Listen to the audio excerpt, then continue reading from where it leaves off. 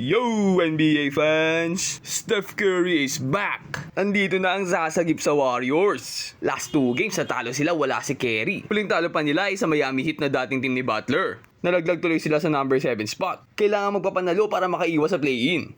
Kaso first quarter pa lang mainit atong Pelicans. Tinambakan ng Warriors 14-2. You get stops, advance that ball. Bruce Brown, zero hesitation, knock it down. Again, you get another stop. Jose started with the rebound and pushed that ball coast to coast.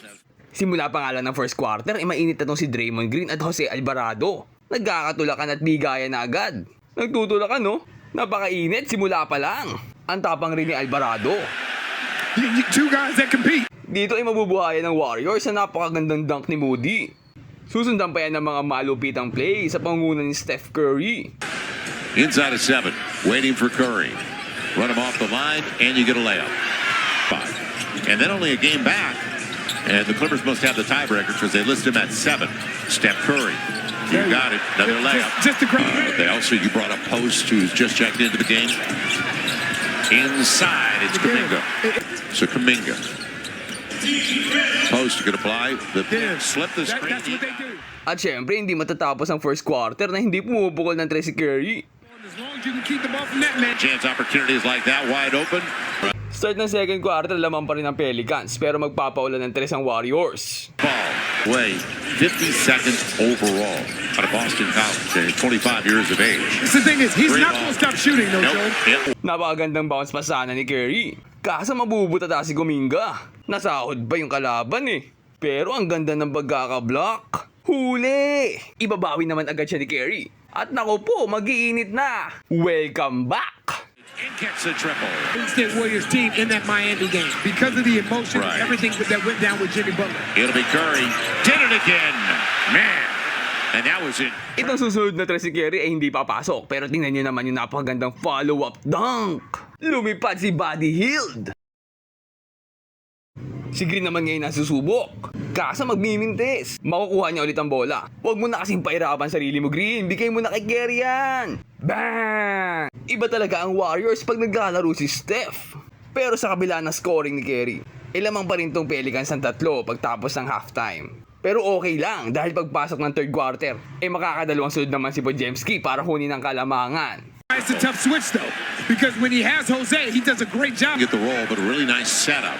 And now Moody on the run and a lead on Podziemski. Unang kalamangan ng Warriors buong game. Pero makulit din tong Pelicans eh. Talagang sumasagot sila sa Golden State. At nagiging tayang score. Tulad dito makakapukol ng 3 si Curry. Pero babawian siya ng block ni Alvarado. Missing 2 in a row. Don't quit on it. Isang magandang pasa pa galing kay Alvarado para burahin ng 3 si Curry. Ball watching. And if you're ball watching, that means you're not And the watching. Pero turnover. hindi na papayag si Butler. Jimmy Buckets take over. At makakalayo na ng lamang ang Warriors. 11 turnovers for the Pels. And it'll be Jimmy Butler. The turnovers have propped up for the Pels.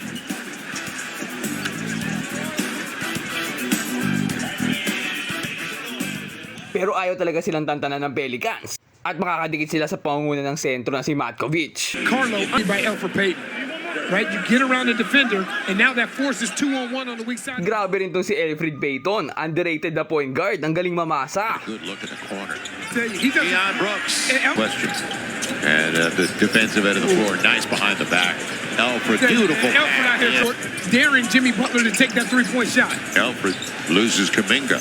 Good look. Deion Brooks. At natapos nga ang third quarter, naiisa lang lamang ng Warriors. Wala pang Zion Williamson yan pero pumapalag sila.